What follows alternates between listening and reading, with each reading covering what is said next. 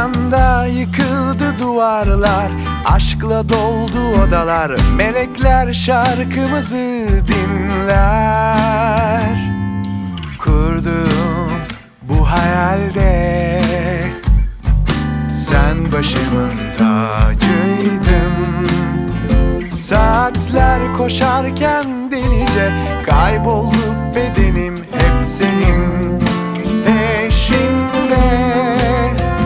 Aniden kayıplara koştum, dün biter bugün meçhul. Sus benimle beraber, yine kalbim elinde, sakın bırakma.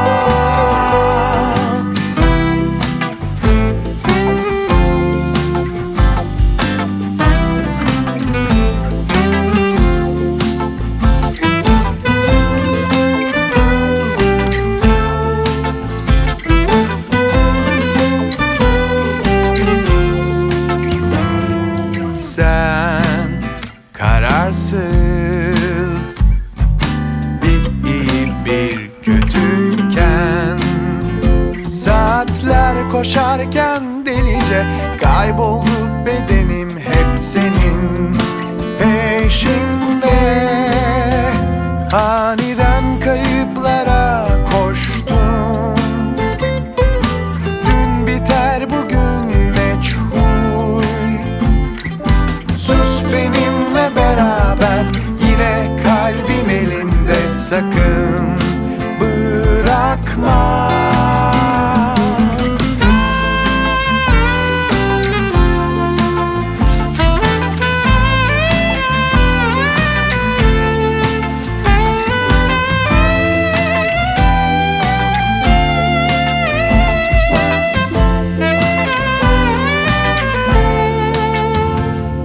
Sen tutarsız, bir yakın bir uzaksın. Aniden kayıplara koştum, dün biter bugün meçhul.